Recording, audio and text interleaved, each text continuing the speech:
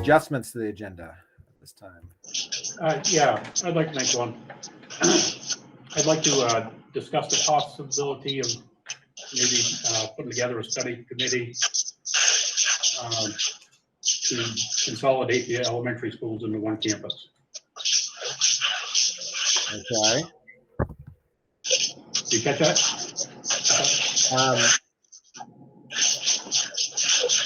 Okay. Well, I think that's something we definitely need to do and get community involvement. Yeah, right. So you have to do a study committee and then present it to the town. Well, I kind of feel like when you start doing a study committee, that's saying that we're thinking that this is something that maybe should happen. So I wonder if there's a step before, if we put this on next month's agenda as a discussion about whether it's a good idea to do a study. What do people think? Yeah, I mean, I would say that would probably be the best idea, is to put it as an action item for next time. That way the public has the opportunity to weigh in as well. Give a little warning out there. Yeah. I would be curious to hear your thoughts as to I guess we can talk about it next meeting rather than discussing it. So. That's why we do, yeah. If you wanted to say something during board comment about it, I guess. But. Yeah, I would bring up during board comment. Yeah, no, we can just wait till next meeting. It's not just something that's going to happen. Peggy. Are you there, Peggy? I'm here. Can you press, what is it, *6 to mute when you're not talking? Oh, let me see. Okay. Let me try that. All right. She's on a call in. Is that going to do it? Well, I guess we can just press the mute button on your cell phone. Okay. It just looks pretty noisy. There you go. Much better. See my power. Okay. Yeah, so Peggy, just press the unmute whenever you want to talk, just like a regular Zoom meeting. She's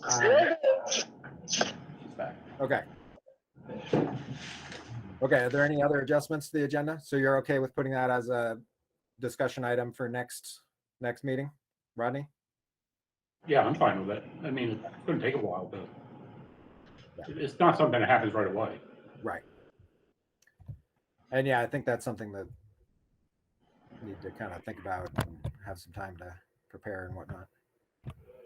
Mm-hmm. Okay. So moving on to the consent agenda, to approve the minutes of Tuesday, May 17th and approve the minutes of Tuesday, May 24th, the special meeting. Do I have a motion about approving the minutes of May 17th? Or I'll second it. Okay, Peggy made the motion. Is there a second? I'll second the motion to accept the minutes. All right. All in favor? Say aye.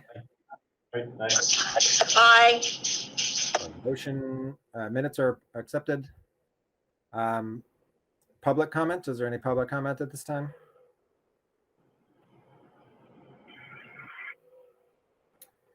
Okay, board comments. Is there any board comment?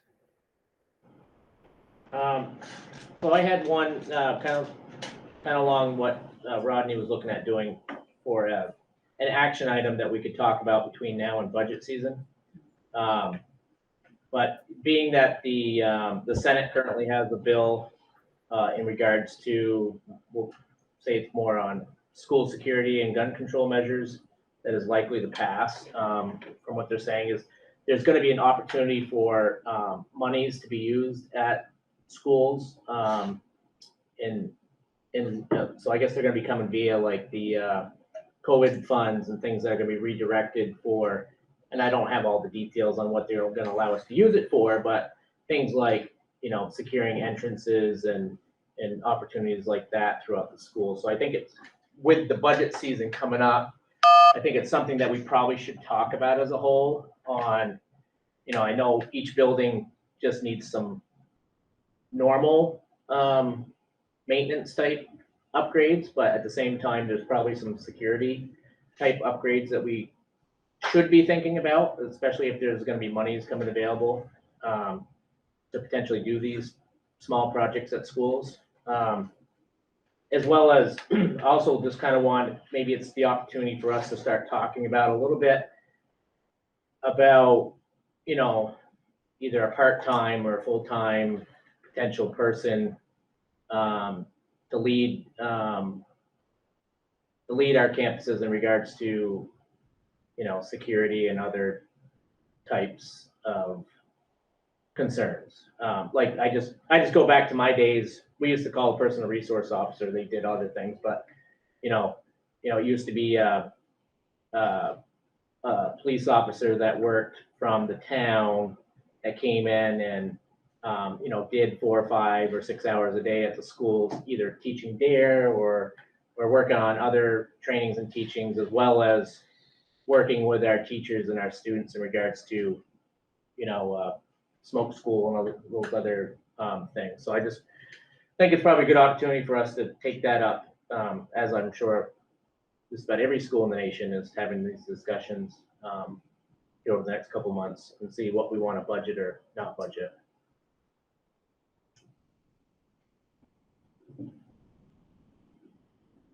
You're muted, Andrew. Thanks. Yeah, we can add that to the agenda for next time. I think that's a good idea. Discussing it anyway. All right. Is there any other board comment?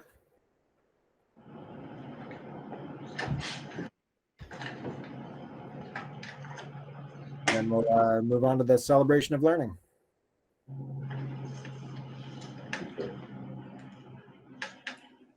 Happy to go first. It says you first. Yeah. Can you project the slideshow, please? So, good evening, everybody. This is the longest day of the year. I think we all know that. And from here on out, we're heading to Christmas. No. It's the longest day of the year.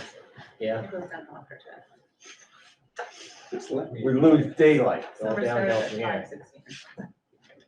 5:16. So, I have these are the presentations that you'll be seeing. And, I can put this in some sort of notes to Christy maybe, so that she has it for the board. Did I give you more than one? All right, so I just would start by saying that this is a federal initiative that came out pre-COVID, and they were talking about it. And to me, it's amazing how fast they acted on it. Last summer, this grant became available to Vermont schools in the middle of the summer. So I feel like we were lucky to find it and jump on it. There's 5 schools in the state that have received this grant. And this grant is part of state legislature not this season, but the one before, Act 67 it's called. And it's really, I think it's very Vermont focused, and it's where it came from.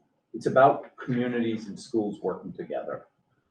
And we've had somebody on board, as you know, Mary Schell, since March. So what's been accomplished, I'm very proud of. And what the vision is, I'm super excited about. So this is just a background in the history. And I refuse to read slides. You're welcome to, I know you can. And then if you can just drop down for me, Parker, to the next one. So there's 5 pillars in this grant. And nationally, there's 4. And Vermont added an equity pillar. So, and all of this stuff works very well with the Vermont legislation that came out of Act 77. The personalized learning, flexible pathways, all of that community-based learning, work-based learning, and these all have been very Vermont focused initiatives over the years. This really, I think, solidifies it. So in the first pillar, you'll see that it's about integrated student support. We see this as, and nothing stands alone, but this is where our MTS stuff happens. This is the social emotional learning. This is the academic support and intervention pieces.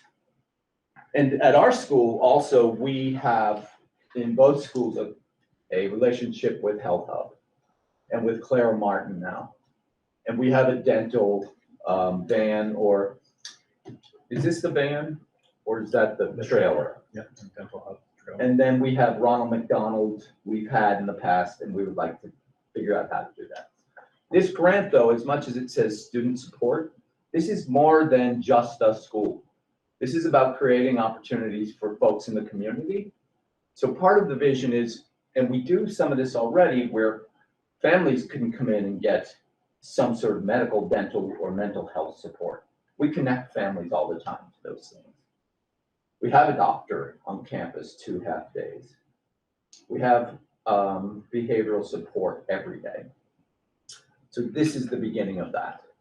In our community, we also have started in the middle school was the idea, and we're going to move that into the elementary and high school next school year.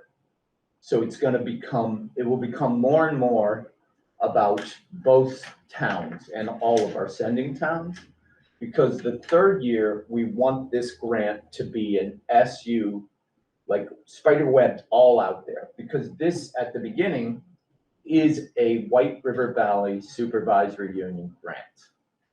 It's held at the middle school the first year, shared fully in RUD the second year, shared fully in all the schools the third year. And the thing, one of the things that we built in here is the position that holds the flag.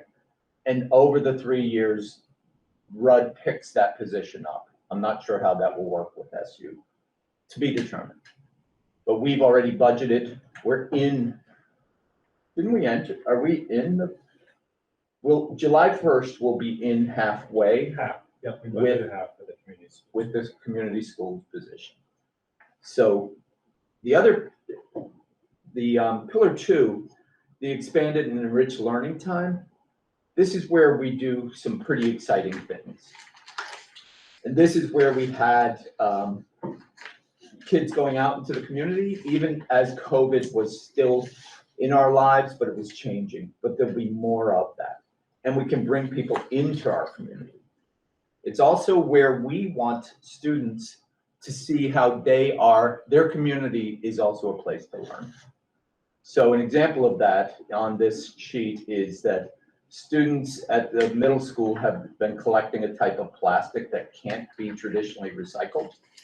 And they've raised more, they've collected more weight in pounds than all the other Vermont groups that are trying to collect this. And out of that, when you collect that plastic, you give it to the recycling center.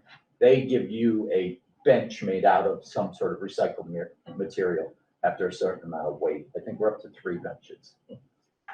Our next bench is going to be placed in Bethel. The third pillar is active family and community engagement. This one I feel very excited about.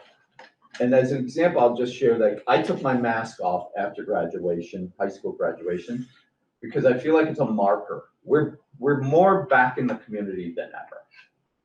And we see ourselves working with, we've worked already with the Bethel Library, but we want to work with the South Royalton Library. We want to work with partners in town, GW, the law school, wherever we fit in that way. We've also worked with this group called Regeneration Corps, who contacted Jamie and came in before the grant. And this is a group of 7 do-gooder types of helpers. And we have right now a tree nursery. You can see it out here. I think there's 150 trees. And these trees were donated to that group. And the primary piece would be that they go to folks that need them most. And if somebody wants to create a riparian border on their land with water, so it reduces the possibility of flooding that's happening here. Our students planted those and helped plant those. That was a project that we've just begun. We're also having a conversation about, and Jamie could talk to this better, I think there's 4 supervisory unions that are trying to figure out how to create a school-based composting program. So we're not shipping compost all the way to Middlesex or paying somebody, Casella, to come pick it up, that we will somehow manage that. And we will turn that either over to them for money, or we'll turn that over for our own good soil out of it. Or we'll sell it to community members at a very reasonable price. And that's in the works. So, and some of you know this, and Chris, you know this very well. Bethel has a bunch of initiatives going on right now. A parks initiative, an access to trails initiative, and those are all in partnership with the school. And we were partnering with them, and they were partnering with us before we had all these grants, but it's really solidified it. So the fourth pillar is collaborative leadership and practices. Out of this one, we start to have, part of the grant process to have a leadership team. And that team should be all of the partners. One of the ideas we have, and I haven't run this by anybody, so here we go, is to have that leadership team meet before school board meetings at the campus where the school board's meeting's happening. So if anybody wants to attend both, it's convenient. We're gonna ask for a board member to be on the team, and that they could even help report back, like the task force structure. So the other piece is students will be on those teams, and senior citizens, and folks that have no direct connection to the school. We want that membership. Okay. The fifth pillar is a safe, inclusive, equitable learning environment. Something everybody can agree on. And here, this we highlight Bethel University there, but I would also like to highlight the school-wide book that we've been reading at the middle school level, and I would challenge maybe the high school could do something. And that we're reading a book, the same book, and we're having a conversation. And this year, the students read the book, and then we connected with some community members in Bethel. They read the book, and there was a final book celebration where the students led a conversation about that book. And the 3 books that we've done over the last 3 years have all addressed equity. The first book was written by a Vermont author, Ann Braden, and it was about the struggles of socioeconomic hardship in Vermont and what that's like. And then the second book was about the tragedies of all the young Black men being killed across America. And there was some political, of course, it came out right as George Floyd's death happened. And we had a good conversation about that. And some of that's so hard when it's so sharp and present. And this year's book was about a young East Asian American boy who figured out his identity that he's a gay boy in middle school. The author of that, Malik Panchali, came to our school and spoke to kids and ran an art acting workshop. He's done some acting we've probably all seen or heard about. He was a regular on 30 Rock. He was Alec Baldwin's assistant. He's very funny. He's the voice on Phineas and Ferb. It was a real coup to have him here.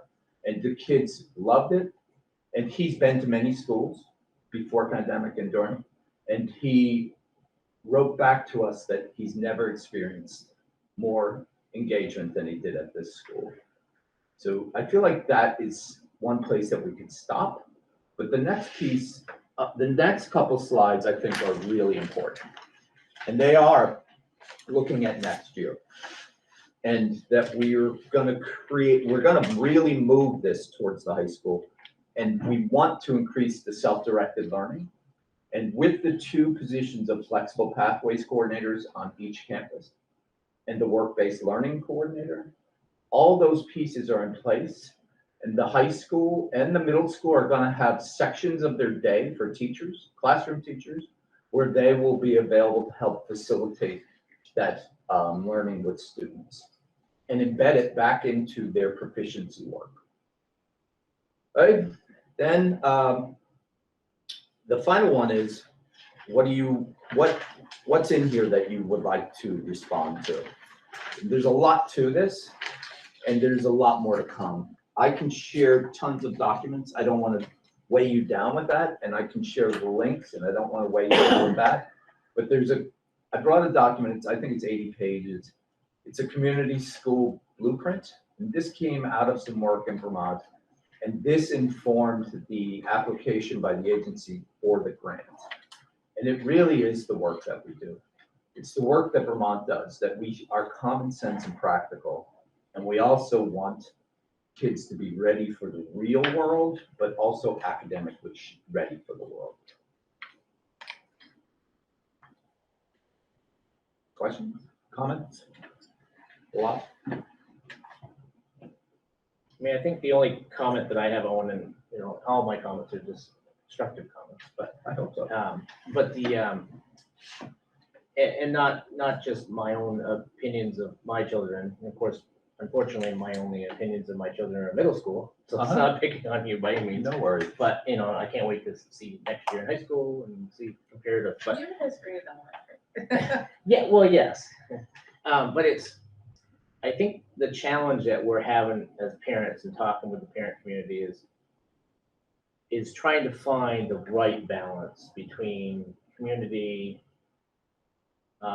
and classroom, right? And I think as schools, like we were so like school, right? We're all about school, not much about community or any of the other social activities. And then it seems like the pendulum has swung like more so to the community social end of things. And I think, and I'm just kind of like looking through my daughter's day, and I would say right now, like half of their day is spent with non-academic topics. Mhm. You know, I mean, they're learning something, but it's not like book work. It's, you know, so I guess that kind of, I think it only concerns me just because of our test scores aren't reflecting the extra amount that we're putting into the community-based piece of it. I follow completely, and I agree, and I was You know, and I could see like if our test scores are just as even or higher than some of our community schools, and we're doing all this great work, then that shows that, you know, we got some good momentum and things are going, but it seems like and it's hard because it's not all about just test scores, right? I mean, I was never you know, my SATs were not very good, but, you know, academically I was excellent, you know, so it's like testing doesn't always mean that you're smart, but it is our only gauge, really, one of our only gauges to tell, like, you know, how you're doing in school. And it just kind of, I think there's a lot of questions with parents saying, our test scores are falling, and we're doing a lot of what their quotes are, outdoor stuff, you know, so it's, how do we bring that balance in so that we can show the parents that we are working hard on academics and we're getting that right balance. I think it was my only feedback that I hear and see. Well, it's got that, there's a report later in the meeting on our scores. Mhm. And we have had conversations internally about that. Sure. And we recognize the same thing. Yeah. I think one of the things in the middle school, I'll speak specifically, we, in the pandemic, really did hunker down and do keep people close, and we used our full facilities outdoors. And that one year we were outdoors until, I think, Halloween. And we started working in that pod stuff, and there was a bunch of social, emotional, and project-based learning. We've looked at that too, and I think we've added, and Onda might be helpful, 200 minutes a week of traditional classroom instruction, direct instruction. And that came from reflection and direction, that Onda and Jamie were like, we need to learn from this. We need to improve this. How can we do both and make both great? And so we hear it, and it's, we know the value of both. So thank you for that feedback. If I can just say something, well, we kind of found this same thing with our child. When she got to 8th grade, she was academically bored because she wasn't feeling challenged with the academics, which we talked to her teachers and they found things, and she actually ended up doing some online classes that were high school or, you know, like algebra and whatnot. And you know, maybe some people don't realize that you can do that. And maybe we need to let them know, or, you know, if they don't know that, you know, I mean, we're involved with the school, so we knew what to do, but other people don't. And maybe teachers aren't recognizing that the child is, you know, is bored academically or not feeling challenged or something. Right. And, you know, maybe we need to pick up on that some more. I agree. Yeah. And we've talked about that specifically too, by the way. Yeah. And I do think some more focus with flexible pathways. So an example is, you know, we can't offer everything to every kid, right? But if a kid is ready to go ahead of the group, we need to meet them on that. But that does not mean it's all individualized. We should be moving groups like that too. Mhm. It should not, and I want that feedback, just so you know. One of the things that is built in here and we haven't gotten to because of how we were COVIDing is to have a monthly community meal. And hopefully on both campuses with open topics where parents and community members can come and we can hear and share a meal and then also learn from that. And if there's a specific topic, we would get some resources for that and bring it to that. I hope that's helpful. And I hear you completely. And we've had the hard conversations internally about that. I mean, hard conversations And with there's- teachers, with administrators. And there's lots of challenges that come with trying to balance those two, right? I mean, when you deal with behaviors, you know, typically children in the classroom are more structured than they are when they're outside, right? And so then you know, how do you, we know how, you know, How a I snowball got two fight turns into a preteen, fight. teenage girls, I hear it all the time, you know, but, you know, then it becomes the structure issue of like, how do you balance that, keep it structured and behaviors, and we saw that the, you know, behaviors were, you know, on the rise, so, but no, I think it's all great work, I just think we just gotta find that right balance that works for everybody, and Yeah, share it, It's hard to argue with it, but the argument is, are we doing the kids justice, in my opinion?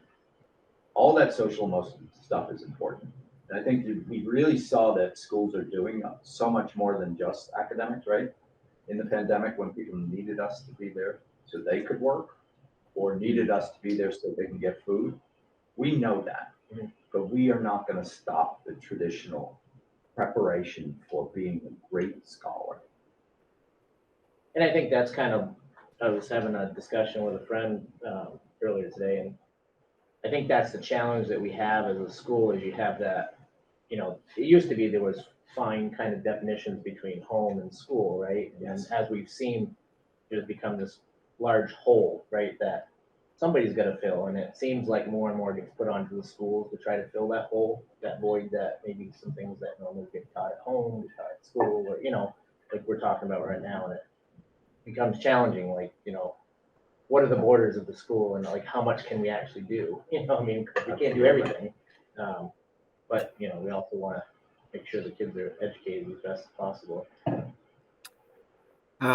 Yeah, one thing I'd say, like I do support the kind of community involvement and all that stuff and the extra enrichment opportunities that the kids are getting. But I think what I would say about it is, you know, as we get a more developed curriculum and the personalized, or not, the proficiencies are better defined, I think it would help if, you know, like when we're doing something, either eco or whatever, pod time or whatever, you know, it explicitly states what proficiencies the goals are, so that you can kind of assess, you know, did this pod activity actually learn those, you know, teach those proficiencies that we were aiming for this activity, and, you know, kind of do these alternate things, but have them be academically rigorous at the same time.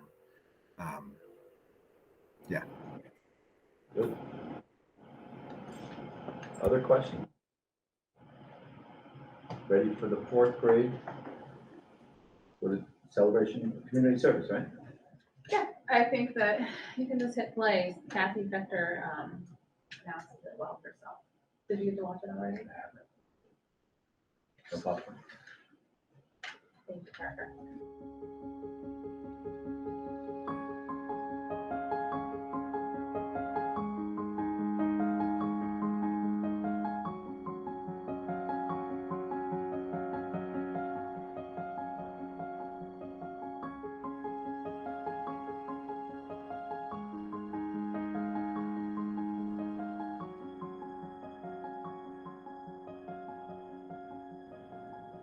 Hi, I'm Kathy Fector. I teach 4th grade at Bethel Elementary School, and I'm here to celebrate. I'm here to celebrate the learning that my 4th graders did this year through 3 class service projects. Our service projects benefited multiple different charities. One charity it benefited was RCHS, Rutland County Humane Society. Another charity it benefited was the Bethel Food Shelf 2 times. One time we made pies for them, another time we donated pizzas. These are the charities our service projects benefited from. In November, we made pumpkin pies for the food shelf, and in May, we baked pizzas. These service projects were only possible thanks to the support of our administration and our food service director, Misha Johnson. For the Pride Project, 4th graders worked in teams to create the pumpkin pie filling. They created handmade greeting cards, a card shower, for the food shelf to give with each pie. Kids loved the project. It sparked in them the desire to do more. So in January, for the school's spelling bee fundraiser, the class voted unanimously to donate whatever funds we raised for Rutland County Humane Society, and if we had extra, to use it for a pizza party. Then the studying began. 50 words, 3.5 weeks to learn them. And learn them they did. Family and friends pledged money for each correctly spelled word. We raised $900 for the shelter, plus a pizza party.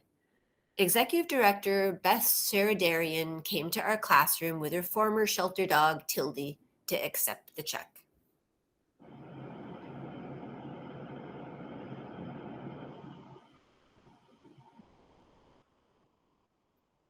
Our third service project was making positive pizzas for the Bethel Food Shelf. Each 4th grader designed a pizza box with a positive message. Then at stations, each of my 20 students created their own pizza. We had cheese, sausage, pepperoni, barbecue chicken, and veggie. We walked the pizzas from school to the food shelf and put our pizzas in their freezer. Lisa Warhol and Cindy Metcalf gave us a tour of the food shelf and explained how much these pizzas would help hungry families. It made a real impact on the kids. When they saw Lisa's photo that she texted me of the empty freezer, they clapped. My favorite service project was making pizzas and going to the food shelf and delivering them. That was my favorite project because it gave me the best satisfactory feeling that you get when you help others. That project was also my favorite because it was a ton of fun. The shelter told us what we were doing is helping people get food that they need. It warmed my heart to know that we were helping the world. Even though it was a small thing that we were doing, it can make a big difference. Service projects because I've always wanted to make a difference in our community. And this way I can share it with my friends, which gives me a great amount of satisfaction. My class learned a lot during these service projects. They learned teamwork, they learned empathy, they learned the value of small acts of kindness. And they were really, really proud of themselves, which was amazing to see. Thanks for letting me celebrate this. And I look forward to bringing you more celebrations of learning next year. Thanks.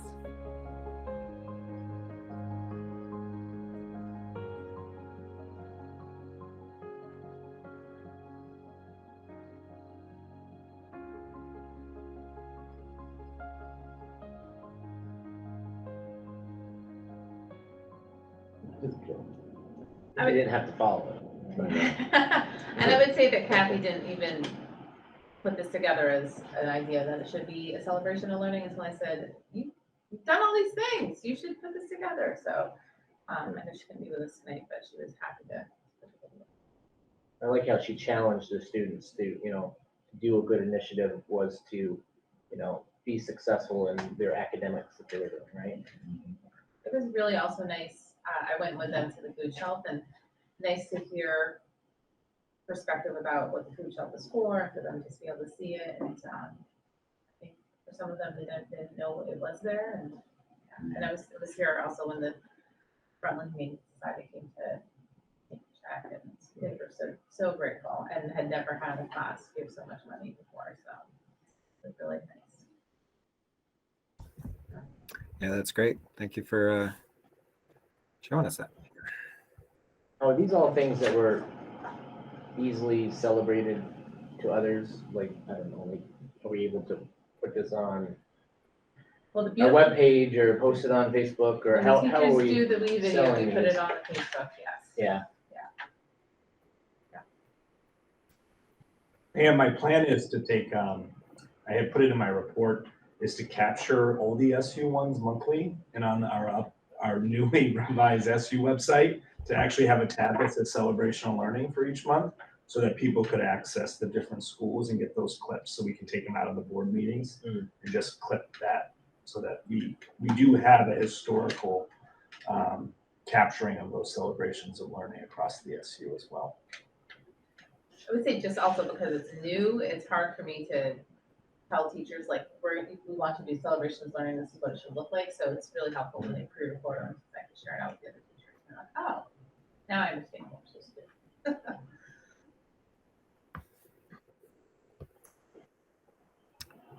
All right. Well, yeah, that's great. Thank you.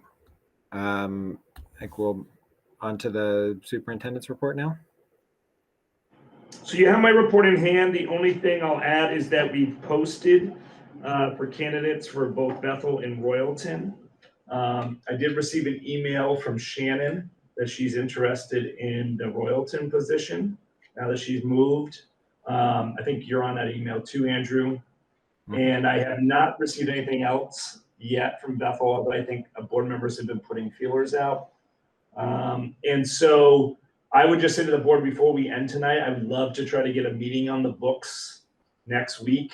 I don't think it'll take too long, but either sometime next week to look to appoint board members.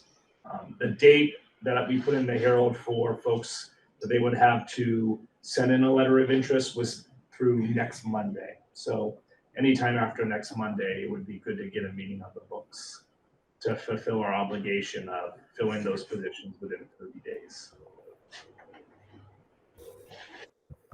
And I'll take any questions folks have. In addition to my report, next week, the central office admin team and many of our member districts are going to be at the Best Institute. You've had teams go there for a long time, for a number of years to work on your social emotional system.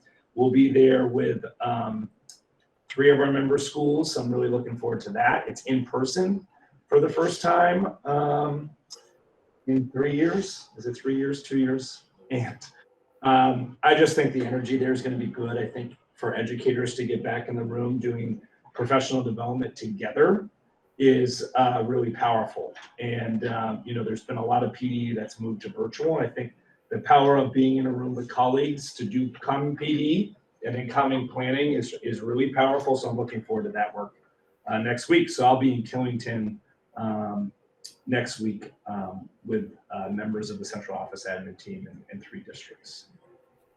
Think any questions folks have?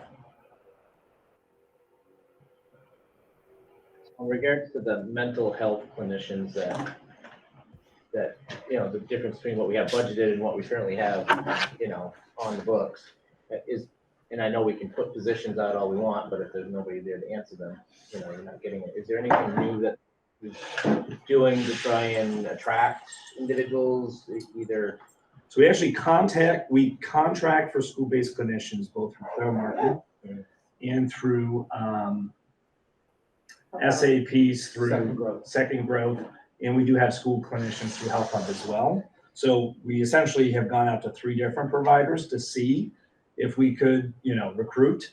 You know, I think one of the things right now, Chris, is that in the job market, there's just this crisis, as I think we know around certified clinicians and having bandwidth to support the amount of folks trying to access therapeutic supports.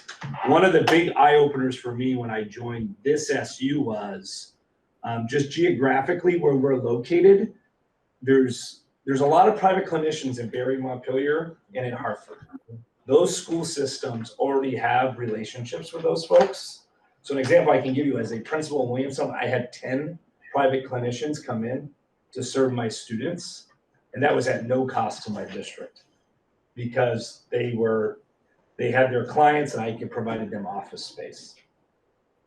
Here, we don't have the luxury of that many private clinicians, and so we've been trying to work with our area community mental health folks to be able to get those folks in place, because as a school, we don't have the ability to provide the appropriate supervision, right? And so when we contract for a private clinician through Clara Martin or Second Growth or Health Hub, they have folks above them supervising them so that they can provide direct therapeutic instruction. And then last year, we did post for a school-based psychologist, and we're unsuccessful in hiring that at the SU level. It's not like those budget monies went away. And we're actually supporting a member of the faculty right now to pursue their licensure as a school psychologist, because that also will give us the ability to do more internal assessment in testing so that we can get better information about students academically prior to moving to a special ed eval. And that person would also be able to consult with teams about social emotional supports. Is there any opportunities to, partner with any of our in-state college systems on, kind of a, So some entry level positions we're looking to fulfill in your? Well, those would be like SAPs, right? And they wouldn't be like direct. Right. Because they're bachelor level. So someone with a bachelor's degree can't provide without direct supervision, individual therapeutic support. Like the licensure doesn't provide that. In Vermont, you have to have an MSW and supervised by a licensed master's level clinician. So part of I would say some of the challenges I think we face is just the licensure process around folks to be able to serve students directly.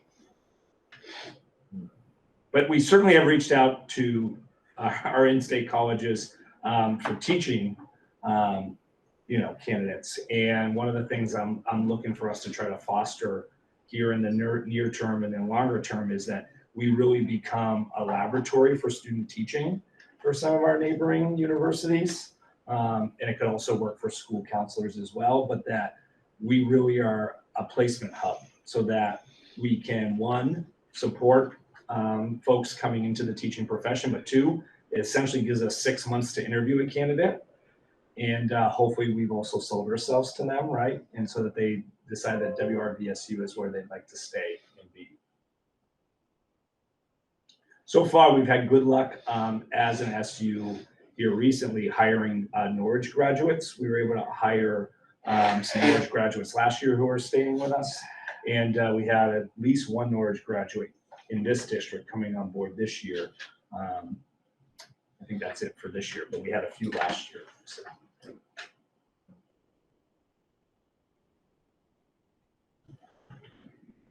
Great. Any more questions for Jamie?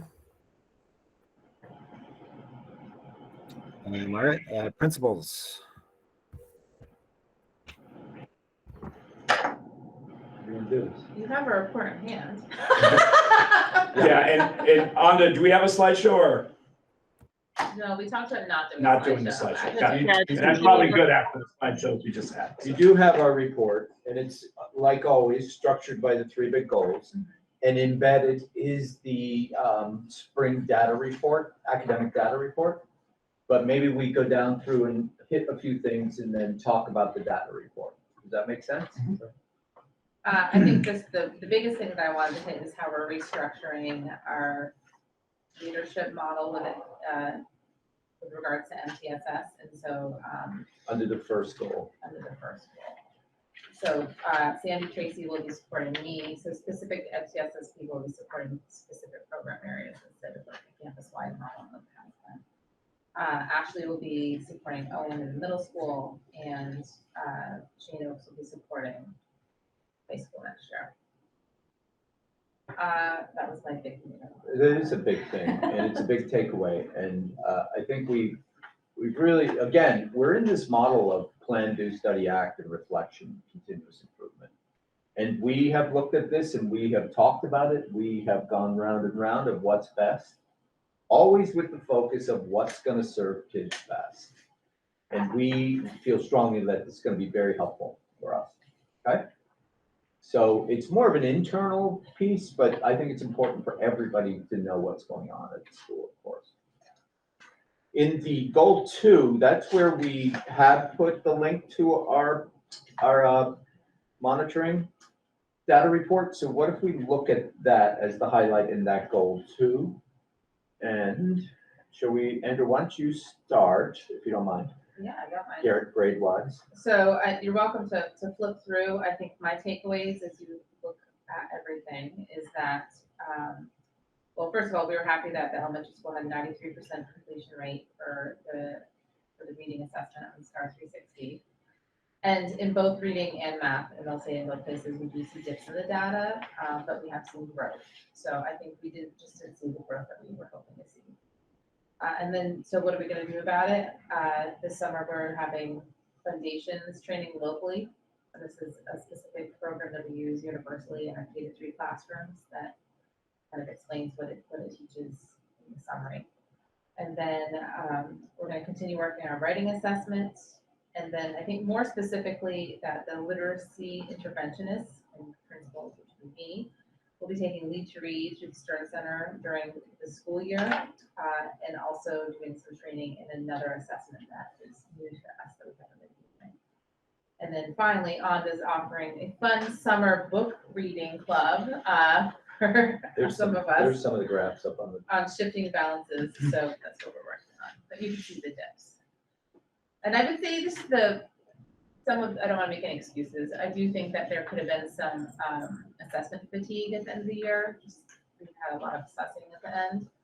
And I think a piece that worked really well last time we shared this out was we were able to give this to the faculty. We kind of talked about why we thought the scores were the way they were and made a plan around it. And while we did get to do that with our data team, we didn't get to do it with the greater faculty yet. So that'll be something we'll do when we get back together. On the spring day. On the spring data, yeah. And then flipping to the math, again, so we had 95% completion rate on that with STAR. Again, while we see dips in the data, grades 1, 2, and 3 are very close to the state expectations in math. We have our data team is specifically working on the math, and so the 2 more embedded reports that data team and Amy Bodwin have really been looking at, so specific to our fraction scores.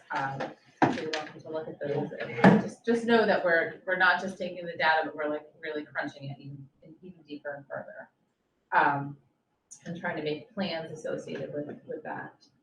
So we're going to continue. I have our math team offer monthly PD specific to the math program we're using. We're going to be starting to use Bonnie Bourne, who's an SU math coach, to help us more this year. We didn't access her at all last year.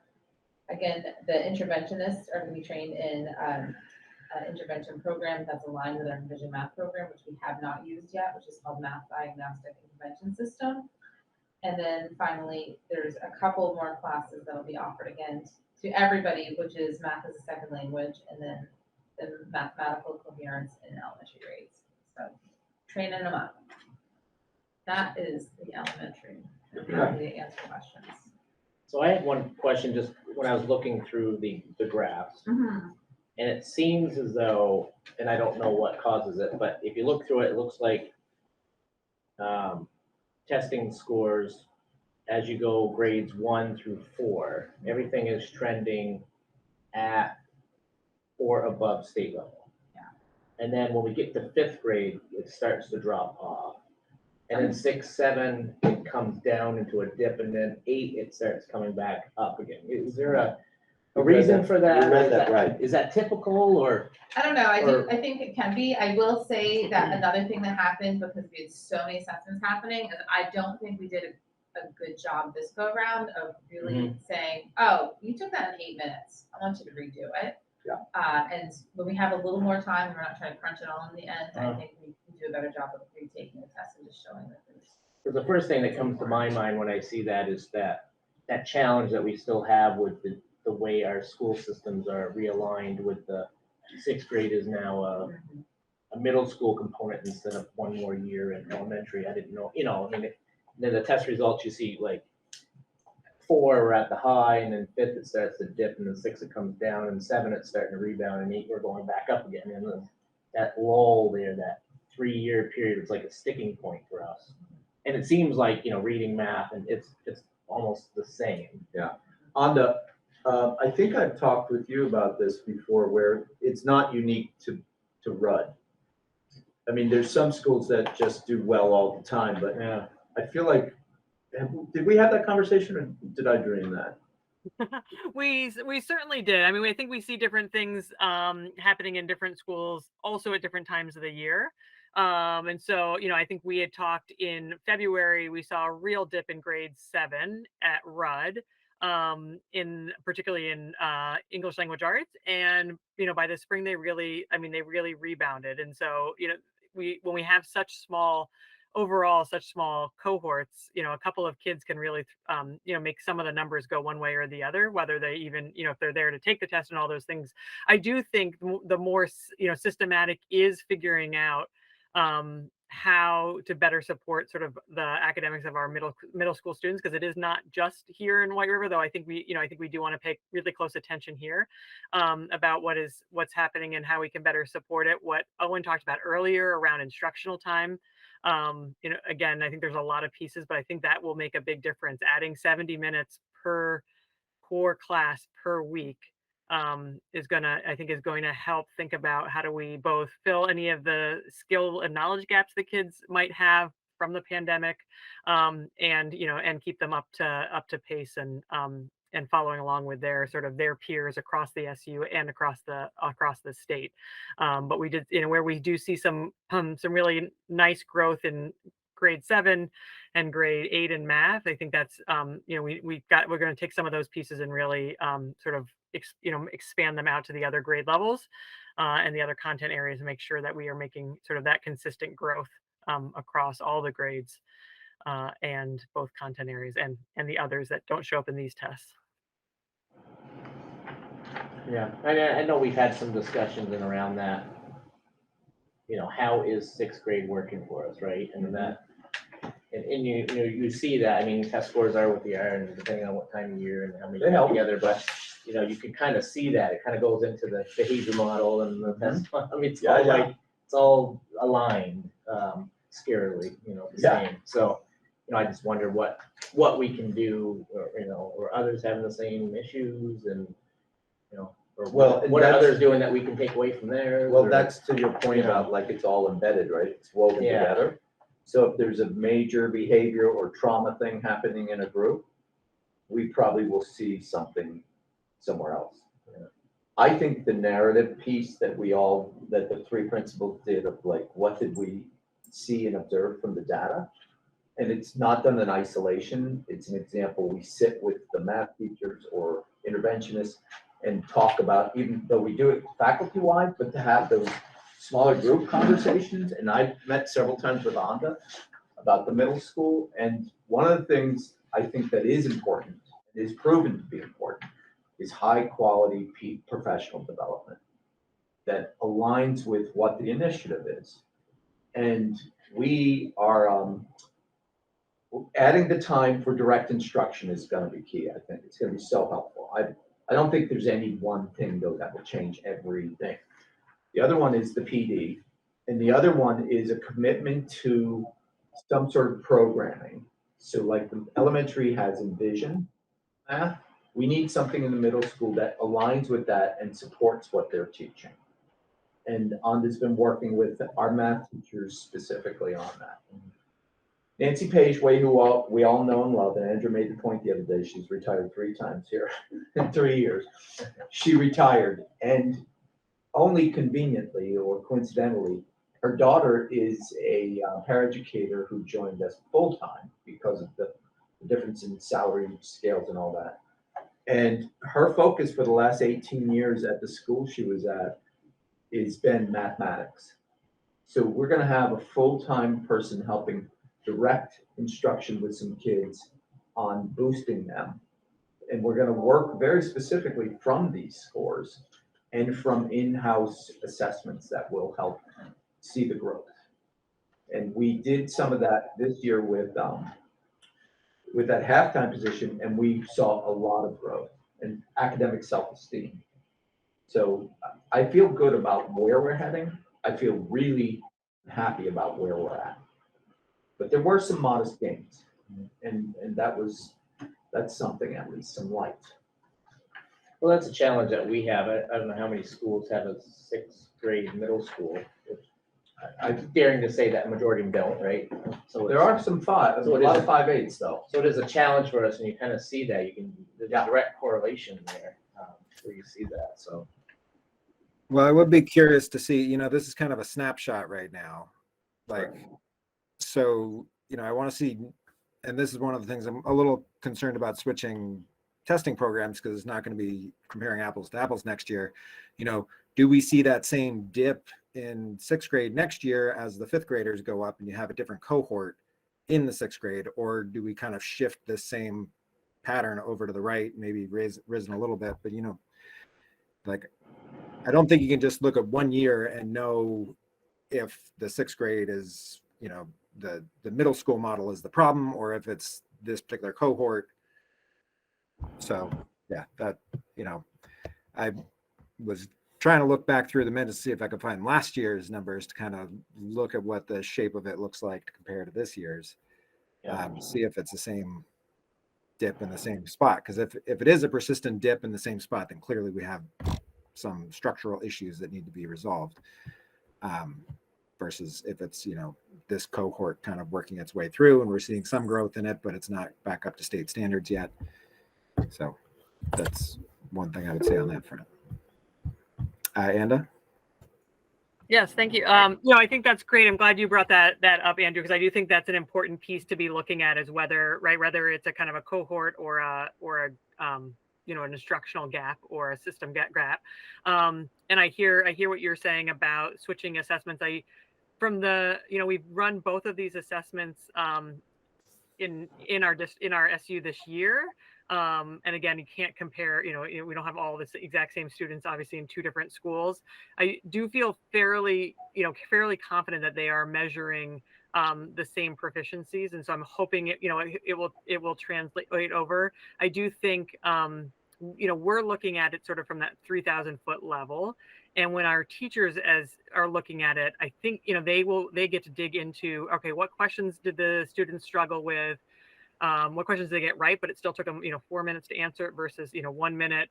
And they can kind of dig into that level. And I think, from an instructional point of view, that will be really helpful to be able to sort of identify those gaps quickly, and try to close them with, reteaching or whatever. And it is helpful to see it at this level, but I think the more rapid action that we can take with the Track My Progress that we couldn't necessarily do with Star 360, I think will hopefully make the shifts even sooner. So you may not actually see it here, right? Like, we'll be able to sort of address student issues earlier and hopefully fix them, throughout the year. So I don't know what the year over year will look like, but I'm looking forward to seeing sort of how we're able to use that assessment platform to better help students sort of in the moment, and on sort of quicker sort of progress monitoring cycles than we necessarily have been able to do so far. So I think that will be helpful on that, but we will continue, and we're hoping to, be able to show a little bit more longitudinal data. We don't have all of the systems in place now to do that, but are looking at a bunch this summer to be able to put in place, and that will help with sort of this kind of visual analysis year over year. And you won't have to hopefully go back through old emails to find things. We'll try to put it right in front of you and be able to look at that together. Yeah, I guess the other thing I'd be interested to see is kind of more on an individual student basis, like what, there's the scale score that they're supposed to have achieved throughout the year. Like, what percentage of our students did achieve that, even if they're not quite up to grade level, like how many are catching up and how many aren't, and breaking that up by whether they have intervention or not would be good things to see. Great, that's helpful. Yeah, and I think when we have a data warehouse that can do that, and it's not Honda doing that, then that's a realistic ask. Right now, that would be ONDA for every district and every student. So the goal would be that we actually have a program that does that, not a person. You know, I do a lot of stuff with computers and whatnot. If I could be helpful in organizing the data or, you know, database queries or whatever, let me know. Awesome, thanks. The final, the final goal that we reported on is the community engagement.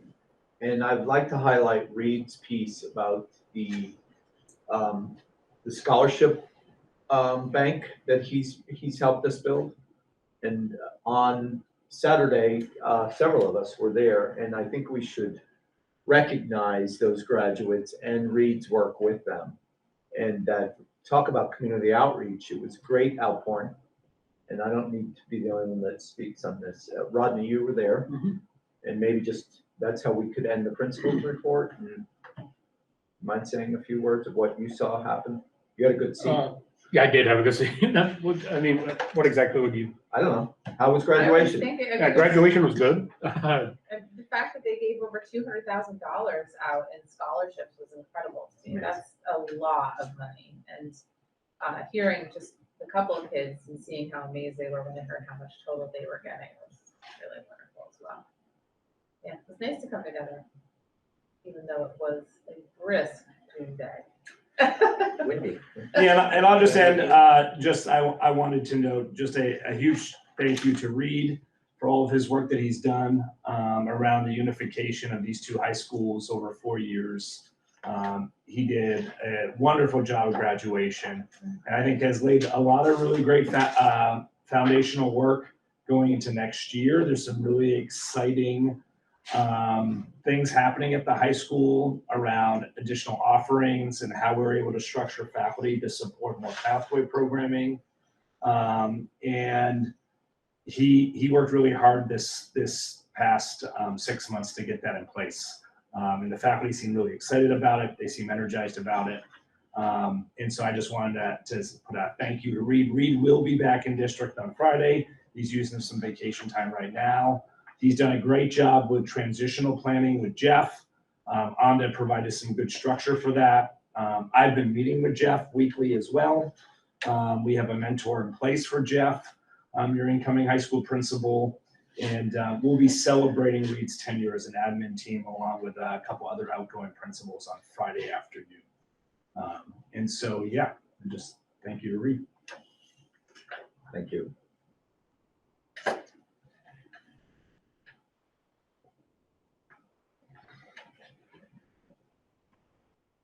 All right. Any other questions for the principals or about the data report? Okay. Tara, on to the business manager. Good evening, everyone. So you have my report. It outlines what's happening in the business office here in June. It's extremely busy with closeout and rollover for the next fiscal year. Couple updates since my report was issued. We got today, so I have not had a chance to even dive into it, the report from Brad James on what the projections for tax rates will be under the new weighting study. So I will work through that and get that information out to you all. Child nutrition team met here today, went over year-end plans, went over starting for next school year, working through their applications. So that team is doing fantastic. And universal meals, we're still waiting for some additional guidance from the child nutrition program as to once we complete our community eligibility provision reports that's due at the end of this week, we find out where each one of our districts ends as far as the free and reduced percentage for that report will determine how we need to complete our application for FY23. Most important takeaway so far is that the free and reduced applications are still going to be required for next school year. We need that for all of our grants because none of that documentation has changed. And those requirements haven't changed as far as the USDA is concerned, because that's only a state of Vermont initiative to provide those meals to the students. So the way it's going to work right now that we understand, students that don't qualify for free, but are reduced or paid students, the state is going to pay the difference to us directly rather than the families having to pay. So that's what I know so far on that. Anything else comes up, I will let you all know. And then if there's any questions, the rest of my report comes up later under your tax anticipation note. Thanks, Tara. Policy Committee. Just real quick, I want the board to know that the SUY Policy Committee is putting forward a social media policy for first reading at the full board level this coming on Monday, as well as a verification of a residency for tuition receiving students. That does not affect this district as much, of course, but it will be an SU policy because the rest of our districts are choice districts. And then also there's a draft of a flag policy that the committee is going to discuss for the first time based on our conversation last month around the pride flag. So that's already been drafted and approved by legal. And so that will go in front of the policy committee for first initial discussion on Monday night at 5.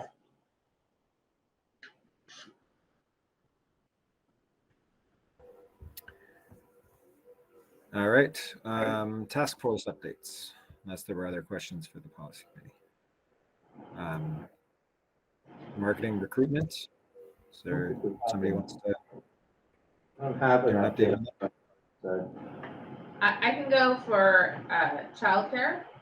We're meeting Friday morning. We had 55 responses to our survey, which I thought was good information. And I think quickly breezing over the survey, it isn't surprising some of the things, and yet some of the things are surprising. So I think it'll help give us direction about where to go next. I'm excited. So Friday morning. Woohoo! Great. Next. Facilities. I mean, we haven't really formally met since last time. Right now, I got to get back on the horse again here, but I was able to catch up with Heidi. We went through, I guess, what we've called the athletic facilities list, which I updated. Updated the sheet with everybody, and then I'll just be working with both campuses here. You know, I'm hoping by the end of 2 weeks we'll probably have those pieces together, and then we'll start more pricing in those. And I would say probably within 2 months we probably should have at least these are the needs, and this is approximately how much they cost, and then that way we can start looking at those for the budgeting processes. And I think Eric's here tonight. I think that committee will start meeting with EEI after you see the presentation tonight on a regular basis. I have other facilities committees now working with EEI on a regular basis now to give direction and recommendations to the board around how we pursue that work. And they'll have some price tags that I think can be helpful for that group. The only other thing I'll update the board on is we do just the wastewater update. I am getting, the architects got some drawings coming forward that I'll be able to share with you in August. As you remember, in regards to the wastewater concern on the Royalton campus around the permitting. So that so far has gone well. State's working with us. There's no bad news there. And I should update the facilities committee on that because you're new to the board in regards to what that means.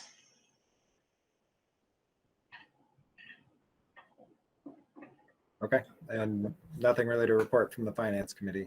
I think we'll get into the, I'm sure the report that showed the estimates on the waiting study that Tara was talking about in the next meeting.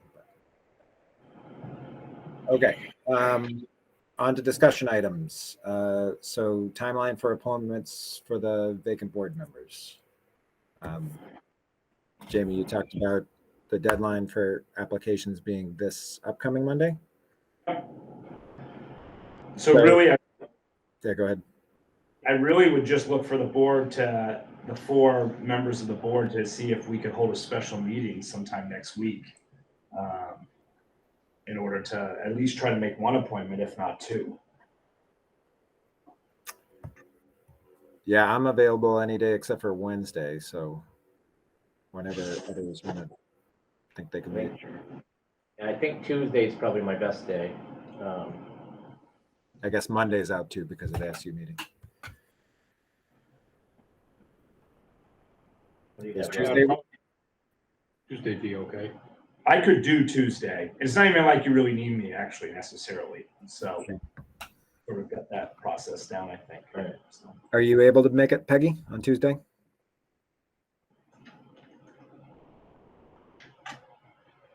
Sorry, I had to find the right button. Yeah, I believe I will be able to. Okay, let's plan on. Excuse me, what time did you say? We haven't picked a time. Is there? Oh, okay, 7 is best for me. Tuesday at 7 work for everybody? Yeah, make that work. Yeah. All right, Tuesday at 7. Oh, sure.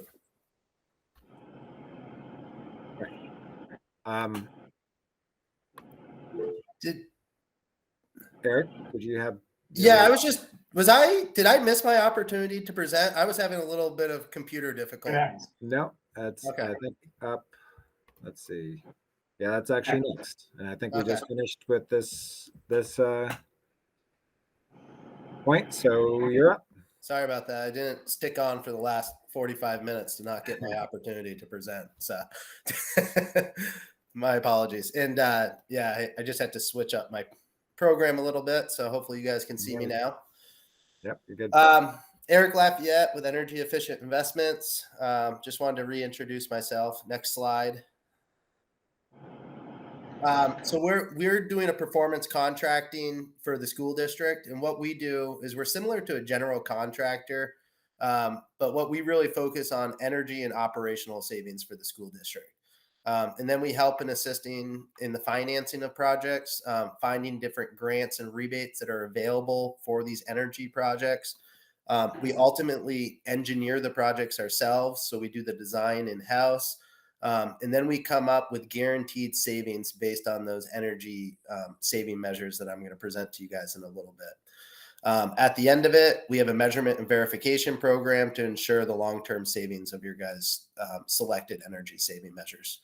So right now I'm working with White River Valley Supervisory District, Supervisory Union. So all the different school districts in the supervisory union, there's varying needs from one school to the next. They all have lots of good energy upgrade opportunities, which I'm going to get into specifically for South Royalton and Bethel campus here in a few minutes. I presented to you guys, I think back in maybe February or March of this year, and I gave you guys an initial introduction to EEI. But at this point, we've done some preliminary numbers on some different energy saving measures. And what these are magnitude of cost. So there's not a whole lot of detail associated with each one of these tasks. It's more of, this is roughly what this total measure would cost. These are what the anticipated energy savings are. These are the rebates that are available for it. As a district, do you guys want us to move forward with these items? And the next step would be taking it to that next level of detail, full design drawings, getting into the very specifics of the equipment, the type of materials that are going to be used, timelines, pricing from subcontractors. So this is still a really kind of early magnitude of cost numbers that I want to present to you guys. Next slide. So at this point, we've gone through both of your guys' buildings. We've done some initial reviews of your ventilation systems, your heating systems, lights, controls, building envelope. And I want to just share some of these initial kind of budget items.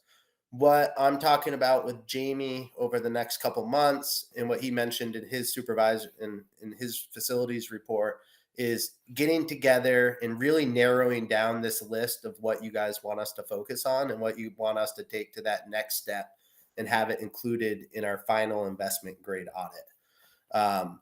There's going to be, I think when you guys see it, there's a mix of funds that are coming into the district. So I'm working with the Agency of Education to help come up with some grant opportunities for both of your schools.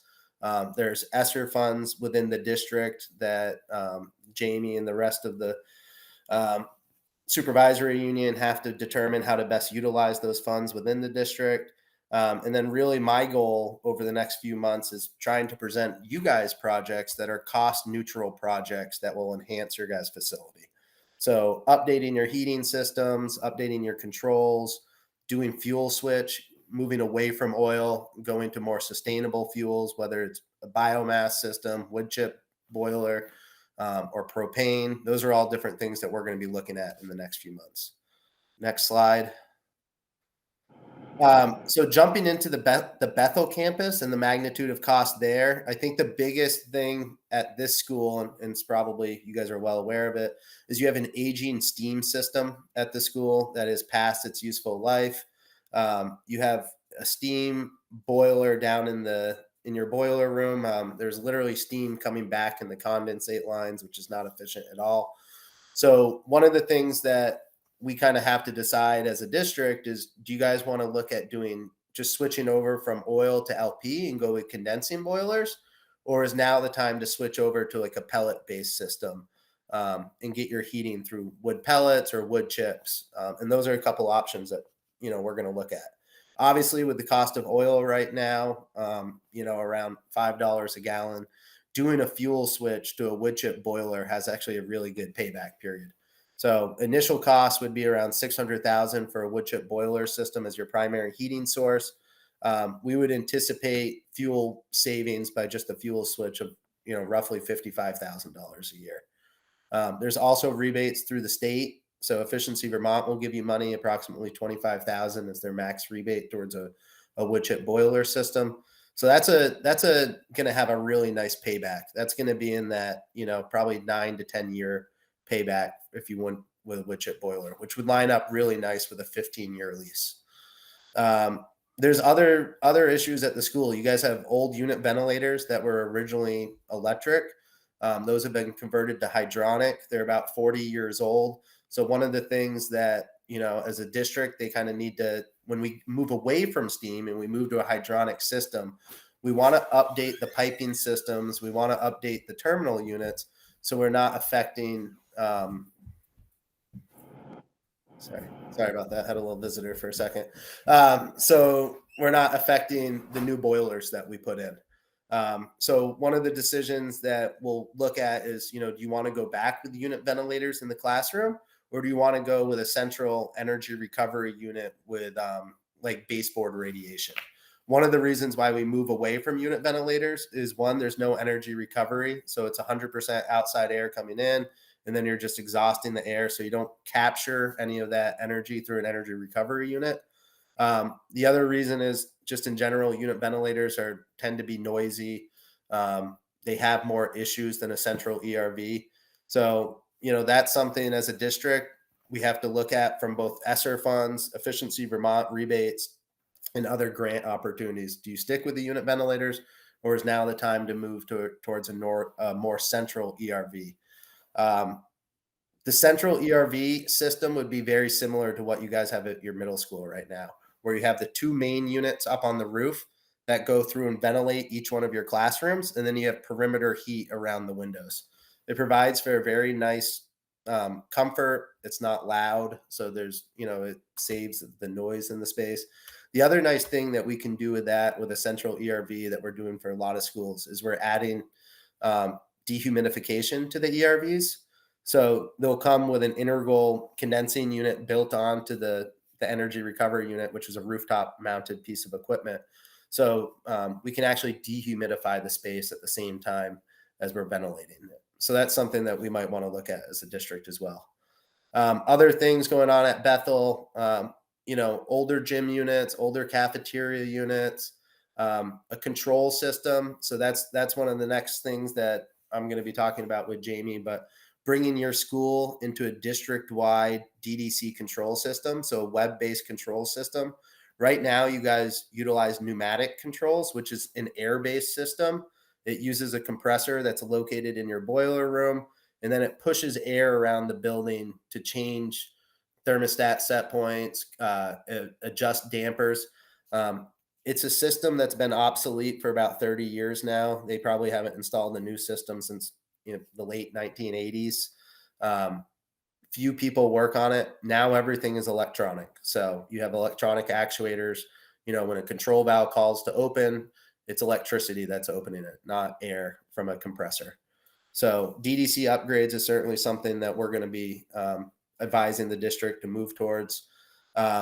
Removing your existing fuel oil tank, getting rid of oil throughout the district is a goal of mine that I'm going to be talking with Jamie about in the next couple of months. Just the reasoning of, the price fluctuations that we're seeing with oil right now, and just the fuel switch and the cost savings opportunities to move towards either a biomass boiler or even an LP boiler shows some significant savings. Other updates, and I'll try to be quick because I know this is a long meeting. It's getting late. LED lighting, really nice. So I see LED lighting of, total cost of around $240,000 to relamp the whole school. So that's all new fixtures, all new light switches. It comes with daylight harvesting, auto dimming, really nice light fixtures. I actually have some videos online. I can show you some of the schools that we've updated with these new lights. I would anticipate, between the rebates of Efficiency Vermont of approximately $65,000, annual energy savings of about $21,000, you're going to see a payback period on this LED lighting upgrade in about 8 years. So that's a really nice payback period. The other thing that goes along with the LED lighting is they've actually just banned the sale of fluorescent lights starting in 2024. So the fluorescent tubes that you guys are currently utilizing for your lights will no longer be able to be purchased. So now is really a great time to make that switch to LED lights. Get them installed. They should be good for the next 20 years. And you're not going to have to worry about going around and replacing obsolete fluorescent tubes in the future. Electrical transformer upgrades. This is just replacing the transformers with more efficient ones.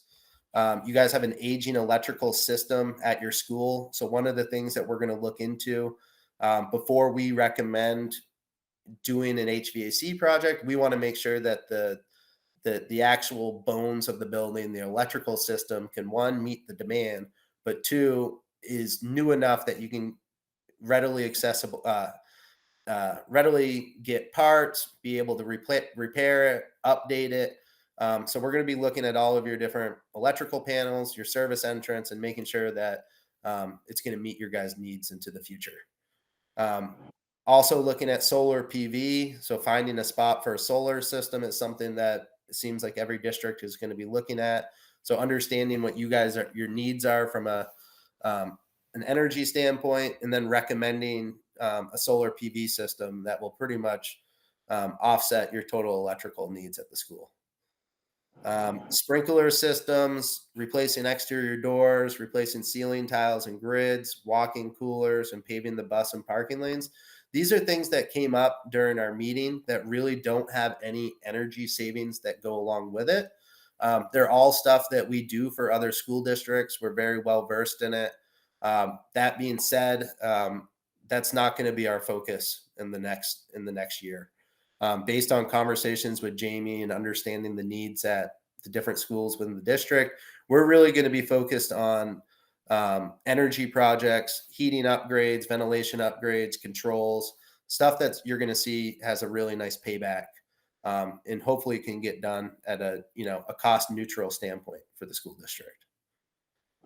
Next slide. One good thing is we did have a meeting. Lyle's a facilities director consultant who's working with White River Valley Supervisory Union, but we met with the Agency of Education on a heating assistance grant, and it looks like Bethel's going to get approved for $250,000 heating grant. So what we're looking at utilizing that money is towards the the new heating system, eliminating the steam at the school and moving towards a biomass system. And one of the things that we're going to discuss in the future is, how do you use the different funds that are available to the district so it has the least amount of a cost impact to the actual schools.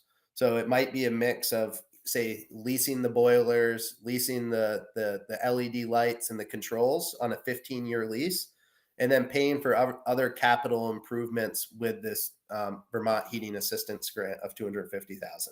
So stuff like asbestos abatement, replacing old pipe, failed pipe, replacing the terminal units, being like the unit ventilators in the classrooms.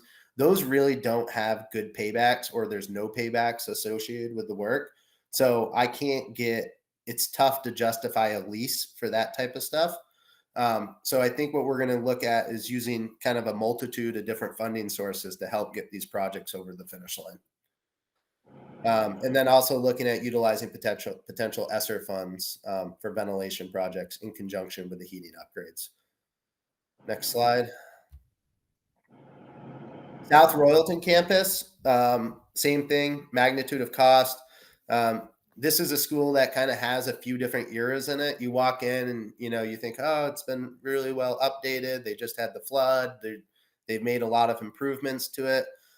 There's some things about the school that I found, pretty concerning. There's a lack of ventilation in a few spaces, specifically the library and the cafeteria seem to not have much outside air at all. So those are two things that you'll see in here. One of the issues that you run into when you're trying to fix code deficiencies in a building is it's really hard to come up with energy savings when the existing building doesn't already have a ventilation system. So when I go through and add an energy recovery unit to the library, it's going to be a very efficient unit. It's probably the most efficient unit you can put in there. But a library that has no ventilation to a library that now has ventilation, it's going to be a losing proposition. You can't save money from a space that's not getting ventilated currently. And then you add that ventilation, as efficient as it may be, you're still going to be paying more money to operate that piece of equipment. But the benefit is that now you have a space that's ventilated and it's safe for the students to be able to utilize. Other areas that we were looking at, there's a couple pre-K classrooms that are at the end of the elementary school wing that does not have adequate ventilation. So upgrading that is certainly something we want to look at. Upgrading the building's DDC system. So you guys have an existing system that's kind of a mix of control technologies and Alliance. The whole building is not under the control system. So we want to get the whole building under the control system, have a single graphic that you're able to look at, and then be able to make adjustments on a school-wide setting. So these are DDC upgrades that are going to bring your existing system to where it is today into the next step of, what does it really take to be an energy efficient control DDC control system. Same thing, LED lighting upgrades, really good paybacks at this school. Payback period is going to be under 10 years. So that's going to be a really nice add to a lease. Electrical transformer replacement, that's the same thing. I guess I missed the payback period on this, but this is going to have a really nice payback in probably 6 or 7 years. Replacing the windows in the elementary school wing. Once again, there's no real payback period on window replacements, but it was picked up as something that they wanted to look at being explored. And then also looking at doing a solar PV system here, whether it's roof mounted or ground mounted array. That's something that we need to look into more from both the structural standpoint and from the age of your roofs, and really making a good recommendation that fits with the existing facility. So we did apply for a heating assistance grant for South Royalton, but it was not selected as one of the schools. I talked with the grant administrators on Monday, and they should have another round that's going to be available probably this fall. The initial grant for Bethel, the grant application is due on Friday. I would expect that you guys would have the funds available by this fall to be able to utilize. The funds don't need to be spent until 2026. That being said, when we put in the grant application, There is a narrative that talks about doing the work coming here in 2023. So that being said, I did have a good talk with them. I do feel very strongly that South Royalton will get picked up from the heating assistance grant in this next coming round, although they were not selected in the first round just because the Agency of Education didn't see as much of a need for this school as the needs at the other districts. But they did say that if you submit it the second time, they do believe that it will get selected under the second round of heating assistant grants. We're also going to be looking at opportunities and ventilation upgrades. We had submitted some stuff through Efficiency Vermont. Once again, this school was not selected. Their selection criteria usually based on the needs of the school, and then also the poverty level of the school. So they kind of look at both of those in deciding who gets the grant allocation. We did not get the Efficiency Vermont ventilation grant. That being said, they have more money coming as well. And I do plan on applying for South Royalton for additional money. Same with Bethel for the Efficiency Vermont ventilation projects. So this is where we're at. Like Jamie had mentioned, in the next few weeks, I think it makes a lot of sense to break off with maybe a really specific facilities task force group, and really pinpoint the projects that you want me to focus on at both the schools. But right now, just so you guys kind of know the direction I'm aiming, I'm really looking at the projects that have a cost neutral impact on the school. So I'm looking at the solar PV systems, the LED lighting upgrades, the control upgrades, the fuel switch, so getting away from oil and switching over to wood chip boilers, envelope upgrades, so insulation upgrades. Those are all things that I'm going to be focusing on this year. And then, as these other capital things, and as I work with your facilities task force, we can continue developing projects like the window replacements, door replacements, other items that we do work on, but do not specifically have an energy savings component to it. Next slide. I think that's it. That's all I have for today. Like I said, these are a real kind of high level magnitude of cost. What I hope to do next is I hope to whittle down these long lists that I have and really focus on maybe 5 or 6 or 7 different energy saving measures at each one of the schools. And then probably coming back in August into presenting to you guys our preliminary investment grade audit that's going to have really detailed information about what exactly each one of these ECM measure entails. And then at that point, I'm hoping you guys would essentially give us the go ahead to move forward with that work, with the design, which will happen the fall of 2022. At that point, we take all of the stuff that from our August meeting, we put pen to paper, we design it, fully stamped engineered drawings. We put it out to bid October of 2022. We get all the numbers back. Hopefully all the numbers fall right in line with the budgets that we've been showing you guys right along. If they do, then all those guaranteed energy savings become real. The project becomes real. We have real information, subcontractor prices, and then I come to you guys and hopefully we can sign a contract that has a mix of funding sources to get these projects across the line, which will be the mix of grants and probably some leases to make these things possible.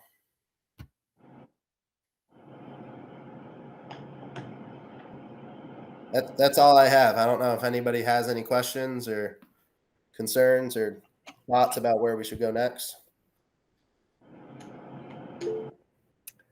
Go ahead, Peggy.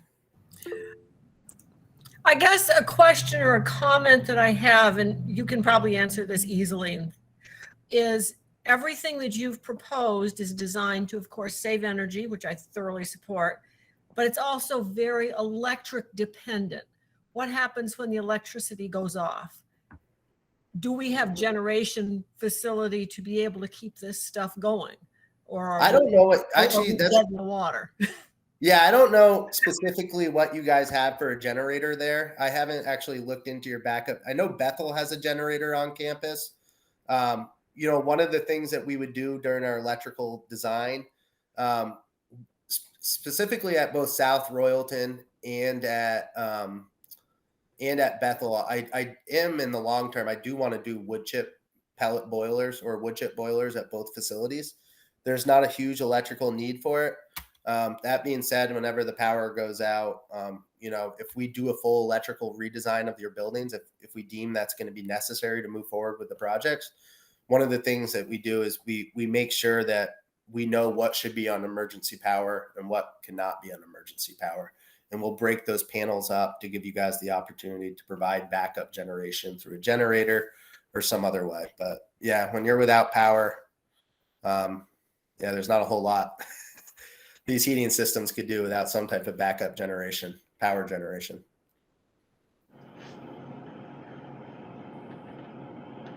So I'll just chime in. What we've done at 2 other districts thus far is that we've created facility task force, which you have already, who has now been meeting with Eric and Lyle to really dig in to the numbers. And those districts have chosen thus far to move, like we said, in cost neutral projects for the upcoming year. And the exciting thing is though that this is like, even though we say cost neutral, this is deferred maintenance we haven't done it in a long time in our buildings. When we think like the boiler here at Bethel. So what I would suggest is what I've done is coordinated those meetings for Eric and Lyle to jump in, because Lyle's had a hand in the grant writing too. And then certainly, the nice thing is EI's started to cost out some of our other capital improvements, which will support our longer range planning around phase 2 and the phase 3 over the upcoming years to really deal with our deferred maintenance. And then really the goal of the facilities task force would be to be more involved so that when I come to these school board meetings, I don't have to get really into the nitty gritty detail of what each one of these tasks entails. And then hopefully the facilities probably means some on-site visits, walking through the facilities, pointing out specifically what the plan is of attack. And then the goal would be the facilities task force would come to the school board with a recommendation to move forward with a handful of energy cost saving measures. And like Jamie said, at this point, we're really looking at cost neutral stuff. So by cost neutral, it means that the energy savings pays over a period of time, pays for the initial capital expense. So we do that through a leasing service. So if you lease the equipment over 15 years and it has a 10-year payback, there is opportunities to throw other capital improvements that don't have energy savings associated with it into that 15-year lease. And those are kind of all things that I'd like to be able to get into more detail, probably with a smaller group and probably on site where we can actually, walk over to it and explain more in detail what we plan on doing for each one of those.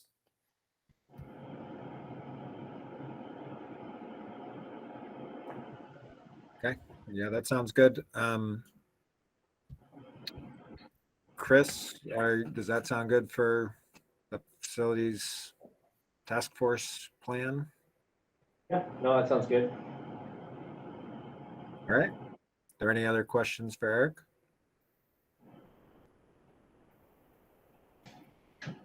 Okay. Well, And I'll be in person for the August meeting, just to let you guys know. So haven't had the chance to meet you guys yet. My apologies. It's a busy time of year. We got a lot of school projects going on. So for the August meeting, when I want to present the preliminary investment grade audit to you guys, that's certainly something I'd like to do in person. And hopefully I get early on the schedule, and maybe you guys could reserve 45 minutes to an hour for me or something at that point. So. All right. Sounds good. Thank you guys. Have a good night. Thanks.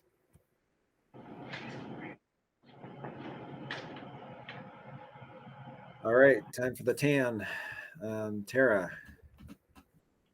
So I sent you a copy of the proposal from Community National Bank with my board report. So the tax anticipation note for 2022-23 is in the amount of $3,183,822. The borrowing rate is 1.79%, and the investing rate is 2.09%. That's up.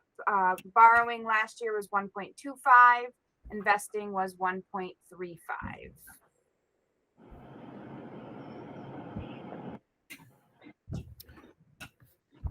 Any Yeah, questions on that? So just so that I refresh it, basically, as long as we're not using the money, we get more interest than we're paying. Correct. And whatever we use, we're not gaining interest on. Correct. All right. Okay. Well, they seem like good rates. It's nice to have that 0.3% difference. Yep. So I can give you the language for the motion in the chat if that would be helpful. That would be helpful.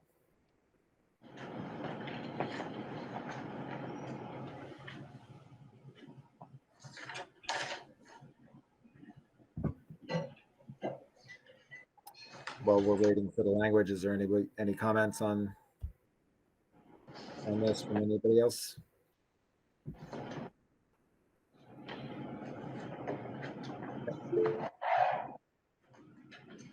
Would somebody like to read what Tara just put in the chat? So move to accept the 2022-23 tax anticipation note with Community National Bank in the amount of $3,183,822. I would second the motion. All right, moved and seconded. Any discussion? Okay, all in favor, say aye. Aye. Aye. Okay, the motion passes, or any opposed, I should say. So I will need your wet signature on the loan documents this year. We no longer have the option of doing the electronic signatures that we had during COVID. So the next steps is once I get your minutes from tonight's meeting, I send that on to Sarah at the bank. She'll generate the loan documents, and then I can email you all that they're ready, and then whatever's easiest for you. If you want to come here, I don't know what the availability in the building is going to be for people to sign there, but I will need your signatures promptly on the loan doc so that the money's available on July 1st or soon after for your treasurer to use if necessary. Okay. All right, thanks, Tara. I would say probably the SU office, just because it's central. It might be the quickest. Instead of trying to move it from school to school. Right. Particularly since we're not bringing students to school anymore, so. Yeah, I just think it's central and. Yep. Okay, new hires. Throw in your report. They were all at the bottom of the principal report. Yeah. Okay. Does anybody have any questions or discussion about them? All right. Some exciting hires. Principals have been doing a good job. I interview everyone, custodians, paras, teachers, anyone that's brought on to the organization, and I'll just say that I've really enjoyed my conversations with folks. And one of the things that I emphasize in my meetings is really this idea of a belief system around how are we student-centered, how do we ensure all kids reach their greatest potential, how do we work as a team, and this common vision around the collective genius and the we's greater than the one. And so I really push hard on like, some of, our MTSS system, some of the work that we have underway to really make certain the folks joining us have that shared belief, right? Like, so that it's transparent, all hands on deck around, this is the type of organization you're joining, and to make certain it's the right fit for them as much as it's the right fit for us. So. All right. Any public comment? Guessing not, since we don't have any public. All right, future agenda items. We mentioned at the beginning of the meeting, discussing whether to. Your whole agenda between those couple of things in EEI. I think between the the two things we talked about plus EI, you're gonna have a good solid 2-hour meeting in August.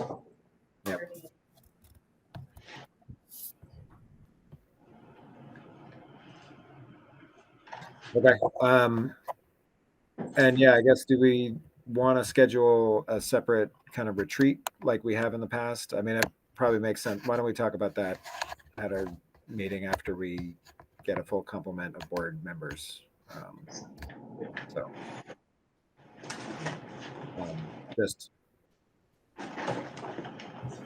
to fill everybody in. In previous years, we've done kind of one longer meeting in August as kind of the take a step back from the daily activities to look at the overall big picture, and kind of do a meeting with that as the focus, as opposed to kind of the individual tasks. I'm gonna finish this. You finish my meeting and I can make her soup. You can warm it more if you need to, or put some cheese on. So the next meeting date, I guess, yeah, so we won't be doing we're going to be doing next meeting date on Tuesday, 7:00. That's easy enough. I think we're done. Make a motion or entertain a motion to adjourn. Make a motion to adjourn. Okay, second. All right. Thank you, everybody. Good night.